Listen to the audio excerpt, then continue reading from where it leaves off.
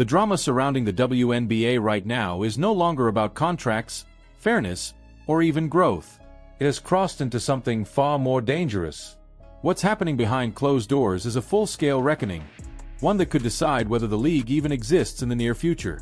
This isn't hyperbole, and it isn't clickbait.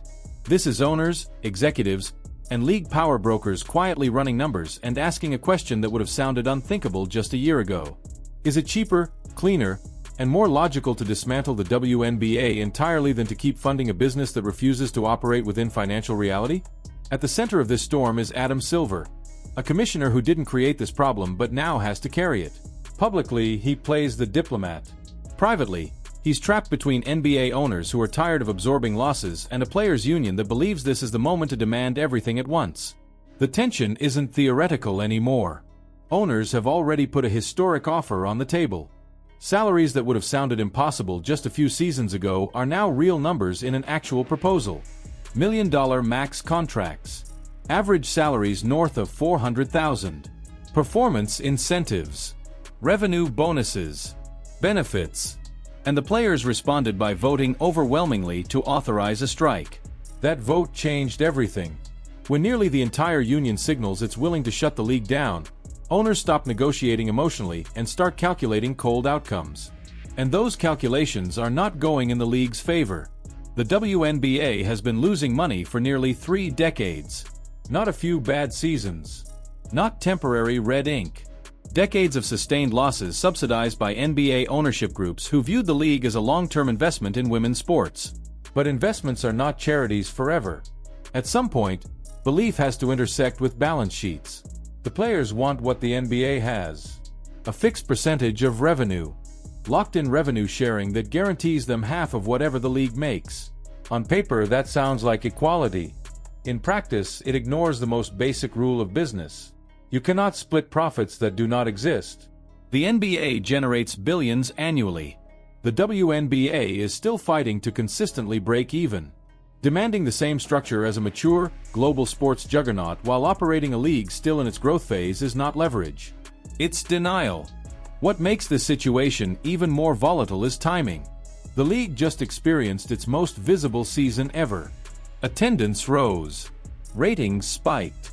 Caitlin Clark, Angel Reese, and a new generation of stars brought in casual fans who had never watched before. For the first time, the WNBA felt like it was breaking out of its niche. That momentum should have been protected at all costs. Instead, it's now being used as a weapon in negotiations, as if attention alone equals profitability. It doesn't. Attention is potential. Money is realization. And the gap between those two is where leagues either mature or collapse. Behind the scenes, owners are discussing options that were previously unspeakable. Folding the league is no longer an abstract threat. It's a line item in contingency planning. Expansion fees can be refunded. Media contracts are bundled with NBA deals. The WNBA is not the primary business for these owners. Their NBA franchises are worth billions. The WNBA, by comparison, is a side investment that has never paid dividends. That imbalance matters when negotiations turn hostile. There's also a wild card looming over everything. Alternative leagues. Project B. Well-funded ventures waiting for the perfect moment to pounce. Right now, every WNBA player is essentially a free agent during these negotiations. If a venture-backed league with deep pockets wanted to poach talent, this is the window. That possibility terrifies owners because it creates an exit ramp. If the WNBA collapses under labor pressure, players won't be unemployed for long. They'll scatter. And once that happens, there's no rebuilding what was lost. The players believe they have leverage because the league finally has buzz. What they miscalculated is who actually needs who more in this moment.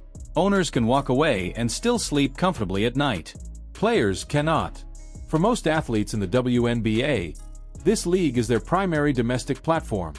Overseas play exists, but it's not a replacement. It's a grind, not stability. The idea that players can collectively burn down the league and seamlessly land somewhere better is a dangerous fantasy. This negotiation has also become poisoned by ego. The players' union publicly framed this as their moment. That framing created impossible expectations. Anything short of total victory now feels like defeat, even if the deal on the table would transform lives. That's a classic negotiation trap. When you go all in publicly, you remove your ability to compromise quietly. Incremental gains become impossible to sell. Pride replaces strategy. There are also fractures within the union that no one wants to acknowledge. Not every player benefits equally from these demands. Minimum and mid-tier players stand to gain the most from the current offer. For them, higher guaranteed salaries and benefits are life-changing. 4 stars chasing revenue percentages. Rejecting that deal is a statement. How long before those role players start questioning why they're risking financial security for ideological wins that may never materialize? The league's financial reality is unforgiving. Losses have accumulated for years. Debt doesn't disappear because one season went well. You don't jump straight to profit sharing without sustained profitability. That's not how recovery works in any industry. You stabilize first. You grow second. You split rewards later. Skipping steps doesn't accelerate success. It collapses it. There's also a dangerous misreading of public support. Players are betting that fan pressure will force owners to cave. But fans don't write checks. Media narratives don't cover operating losses. Sponsors don't invest in instability. If the league shuts down because players rejected massive raises, public sympathy will evaporate quickly. Fair or not, that's reality. Adam Silver is stuck trying to hold together two sides that fundamentally disagree on what phase this league is in. Players see a breakthrough. Owners see a fragile operation still dependent on subsidy. Both perspectives contain truth, but only one controls the capital. That imbalance is what makes this moment so perilous. At this point, there are only 3 realistic outcomes. The players accept a modified version of the current deal and everyone spins it as a win. The owners lock them out and the league loses a season. Or the nuclear option. The WNBA dissolves, and the sport fragments into something unrecognizable. None of these paths are clean. All of them carry consequences. But pretending the stakes aren't this high is no longer possible. What makes this moment tragic is that women's basketball doesn't need this chaos. The on-court product is better than it has ever been. The talent pipeline is strong. The rivalries are real. Fans are finally invested. And yet, all of that progress is being overshadowed by a negotiation that has turned into a game of chicken with the league's existence as the prize. This isn't just a sports story. It's a case study in leverage, timing, and restraint. Growth does not equal arrival. Momentum is not the same as security.